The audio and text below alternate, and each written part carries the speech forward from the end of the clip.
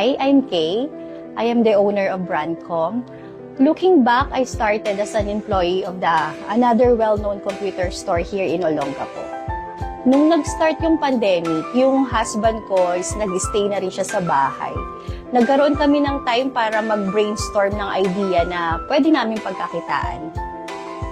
After nun, naisip ko, what if magbenta kaya kami ng mga computers? Total yun naman yung linya namin pareho.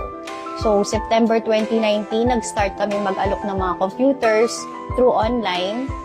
Nagsimula sa 2 computer units, tapos naging 5 computer units. Tapos ayun, by July 20, 2022, we made that big decision to get our own shop outside sa bahay. Our store is located at 12th Street, corner Hansen, East Tapinac, Olongapo City. Currently, we have 3 dedicated staff and 2 part-timers. Ang mga services na in-offer namin ay computer retail and repairs, software development, general networking, software and hardware installation, home services, IT consultation, and more. In terms of payments, we offer cash and credit card payments. Meron din kaming partnership with Home Credit.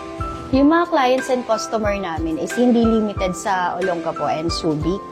Meron din kaming Shopee store in case you want to view the items online and purchase online. Nag-set up kami ng shop sa Olongapo kasi nandito yung mga main clients namin.